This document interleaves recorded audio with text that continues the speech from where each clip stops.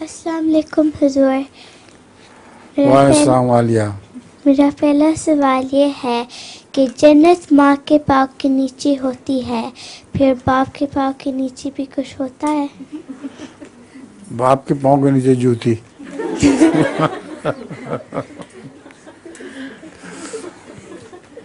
اور جنت بھی ہر ماں کے پاؤں کے نیچے نہیں ہوتی. بعض مائیں جو بری ہوں ان کے پاؤں کے نیچے تو جہنم ہوتی ہے. اس لیے جنت پاؤں کے نیچے سے مراد یہ ہے، کئی باتیں مراد ہیں. ایک تو یہ ہے کہ وہ نیک مائیں جو اپنے بچوں کی اچھی تربیت کریں، ان کی اچھی تربیت کی وجہ سے بچوں کو جنت مل جاتی ہے.